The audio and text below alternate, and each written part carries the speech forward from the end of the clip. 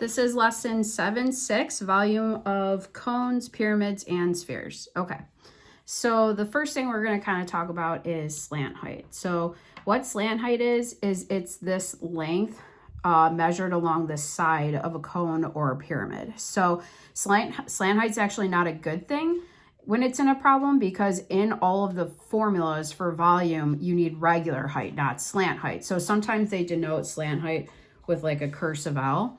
Okay, so on these pictures, like this is the slant height, this is the slant height. So normal height is actually this line right here, okay? So in other words, when you see slant height, what that actually means is that you're gonna have to use Pythagorean theorem. So for example, if you had a cone,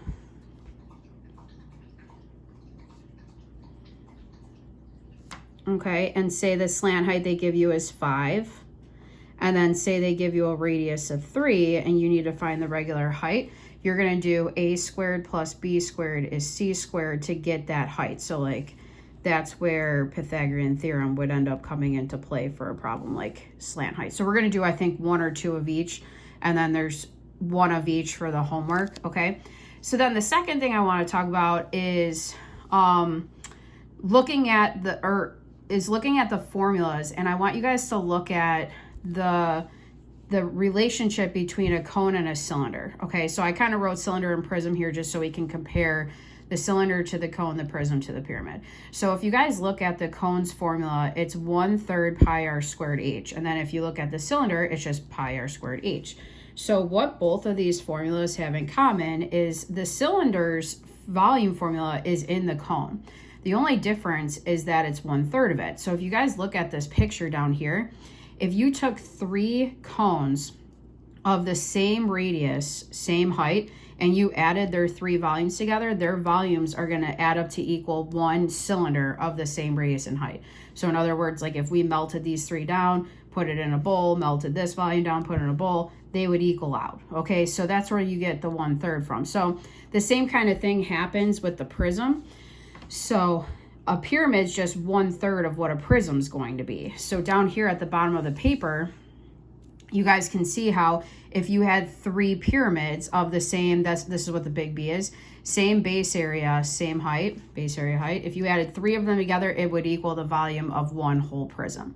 Okay, now is that important? No, but I always like to tell you guys kind of where these formulas are coming from. So today our focus is going to be on, we're going to look at the sphere, the cone, and the pyramid. Okay, so we can turn to the next page. Okay. So I kind of drew some pictures to go a little quicker. Okay. So looking at example 1, it says the sphere has a diameter of 18 meters. Find the volume of the sphere in cubic meters in terms of pi. Okay, so the big thing is we have to constantly pay attention to how they want our answer. So the first thing we're going to do is write down our formula. So our formula is volume is equal to 4/3 pi r cubed. Okay, it's the only formula out of the volume ones that has a cubed in it. That's usually the only place people typically make a mistake. Okay, so if they're telling you that the diameter is 18, you know that if diameter is 18, radius is half of that number. So 18 divided by 2 gives you 9, and that's going to be what we put in for r. So we're going to put in 4/3 pi times 9 cubed.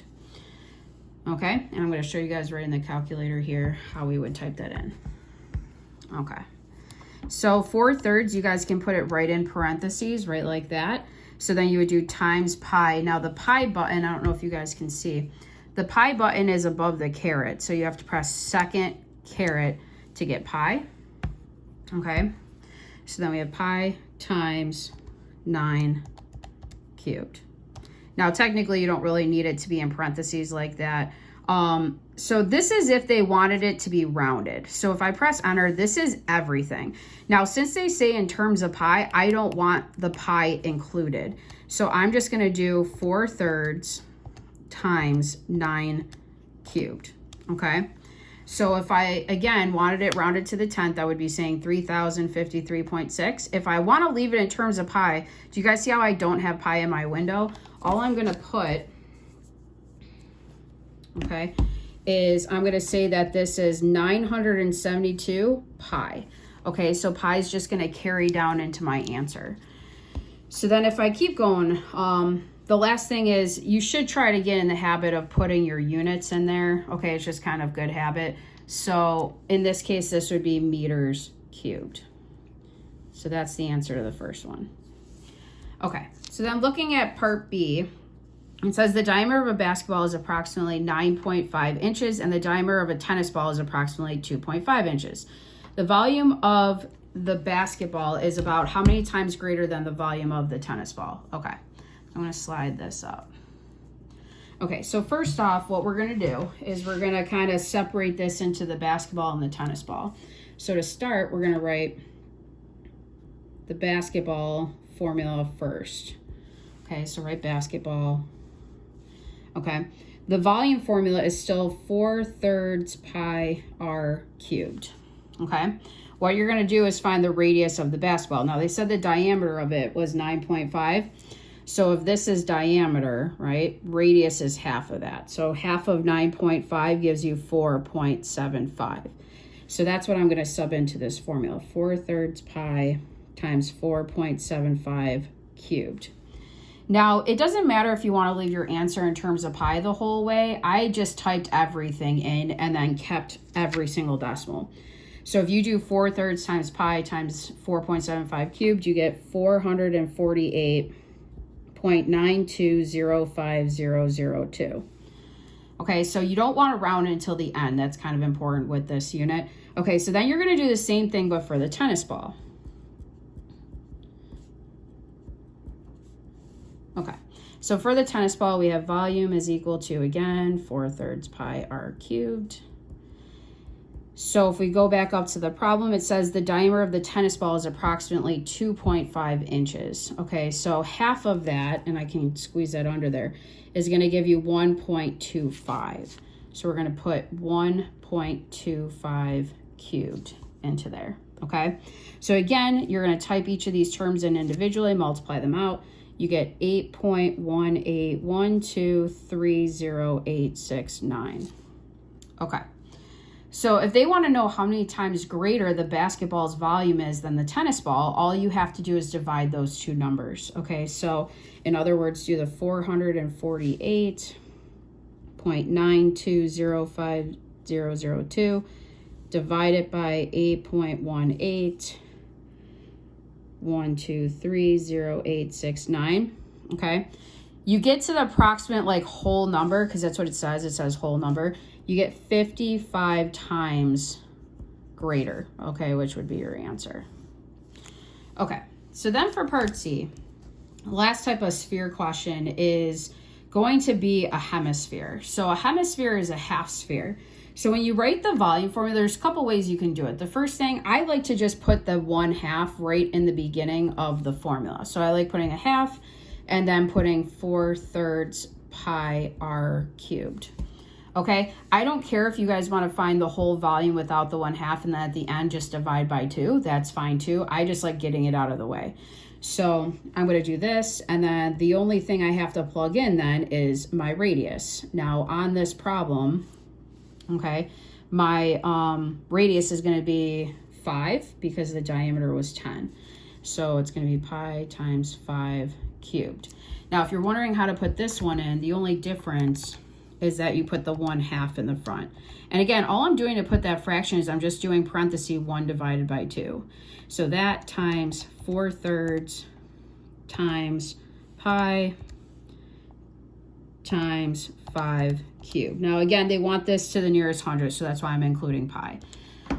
So that's going to be my answer, that 261 point, and then since they want me to round to the nearest hundredth, so this would be to the 10th, I'd have to go out one more. So this 9 brings this up to a 10, which brings that up to an 8. Okay, so what this would round to would be 261.80, and then we would have cubic feet. Okay, so that's that one. Okay, so that's it for the sphere. So now turn the page. Okay, now we are looking at the cone. Okay, So in terms of the cone, again, always be aware of the slant height. So this is slant height. This is the height that's actually in the formula, okay? It kind of hits the center of the circle, and then we have radius. So we only have 2 cone questions. So starting with the first one down here, it says find the volume of the cone, leave your answer in terms of pi. Okay, so in other words, we're not multiplying pi in, we're just going to carry it down. So your volume formula is going to be 1/3 pi r squared h. Okay, that's from the front page. Okay, so then the only thing I have to plug in is my radius, which right here it's just the 5. And then I have to plug in the height, which they're giving to me already is 9. So I'm going to do 1/3 pi times, let's see, this is going to be 5 squared times 9. Okay, so in your calculator, you're going to multiply everything but the pi. So you're going to do 1/3 times technically 25 times 9, and then you end up getting 75 pi, right? We just carry the pi down, and then your answer is in inches cubed. Okay, and that would be your final answer on that one. So cones are usually one of the best ones because they're kind of easy. Okay, so then if we move down to part B, okay, it says find the volume of the cone, round your answer to the nearest tenth. Okay, so the problem with this one is that they are giving me slant height this time is 18. So like I was trying to tell you guys, that's bad. That means that you have to do Pythagorean theorem. So I have to find the real height, this height right here. Okay, there we go, it's focusing. Okay, so I'm gonna do h squared plus 7 squared is 18 squared. So solving this, the first thing I gotta do is figure out 7 squared, you end up getting 49. 18 squared is 324, and then you're gonna subtract 49 on both sides. Okay, you get h squared is 275, and then to get h alone, you're gonna square root h squared to get h alone. Okay, now you guys don't have to simplify or get a decimal. You can leave it exact until you plug it into the formula. So now if we plug it into the formula, we have volume is 1/3 pi r squared h. So I'm gonna put 1/3 pi times my radius is 7, that's right here. Okay, squared times the height of the square root of 275. Okay, now since they want this rounded, you guys are gonna type in everything. Okay, so it's gonna look like this. So you're gonna have 1/3 times pi times 7 squared times the square root of 275. Make sure you guys click over so that it stops that radical. Okay. So if you guys look, that should be good. Everything's in there. Okay, enter. So there you go. Now that to the nearest tenth is going to be 850.9. And since there's no units, I'm just going to write units squared. Okay, and that's your final answer on that one. Okay, so now you guys can turn the page. Last page.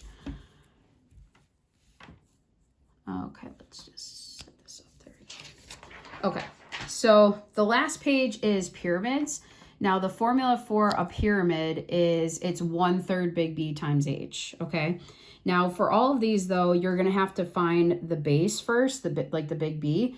So big B is the area of the base. Now you only have one base in all these pyramids. Sometimes it's a square or rectangle, sometimes it's a triangle. So right here on this picture, that's your big B, and here I'll highlight it. This is what big B is on this one. Okay, it's the area of that base. So in other words, the formula for that is we can call it, you can call it base times height, length times width, doesn't matter. So it's gonna be the 9.5 times the 8. And if you multiply that out, you get 76.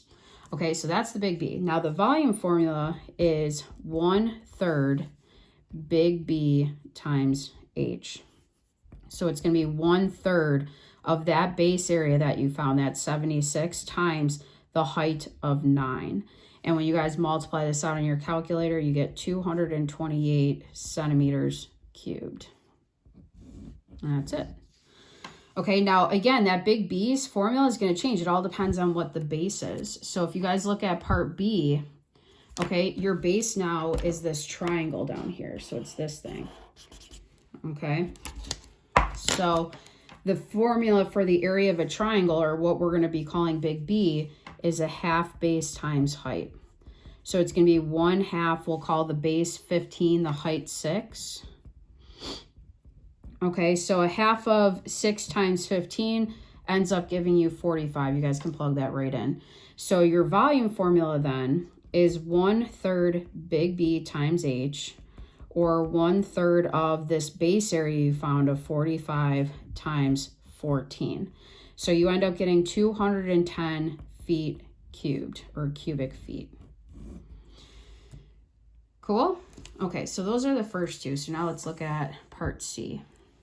So for part C, it says, as shown in the diagram below, a regular pyramid has a square base. So that's kind of a big deal. So you can mark all those sides congruent, maybe mark this, okay? Whose side measures 6. If the altitude of the pyramid measured 12. Okay, so altitude, another way to say altitude is height. And we've kind of talked about that before. Altitude and height mean the same thing. So in other words, you can put it in there if you want. They're telling you that the height of this thing is measuring 12. Okay, so what's its volume? So again, you have to start by finding the big B. So figure out what that base area is. So again, I'm just going to use length times width to figure that out. So L times W. So it's going to be just 6 times 6, or 36 would be your base area, okay? So your volume formula is 1/3 big B times H, or 1/3 of 36 times the height of 12. So if you do 1/3 times 36 times 12, that ends up giving you 144. And this is in inches cubed. And that would be your answer. Okay. So then part E, I know it kind of cut off on my paper here. It's just saying that it's not drawn to scale. So this one says, if the slant height of a square base pyramid is 50 inches. So again, slant height, not good. So that means that we're going to have to actually find the real height. So the first thing we're going to do is find height, because I think that's what they want. They just want you to find the height of the pyramid. So first off, how you get this length is, if you look at it, this whole side is 28. So that means from the center to the side is just going to be half of it. So it's going to be 14. So doing a squared plus b squared is c squared, this side opposite the right angle will always be the c. So you're going to do h squared plus 14 squared is 50 squared. Okay, orders of operations, you guys have to do the exponent first. 14 squared is 196. 50 squared is 2,500. Okay, then we would subtract 196.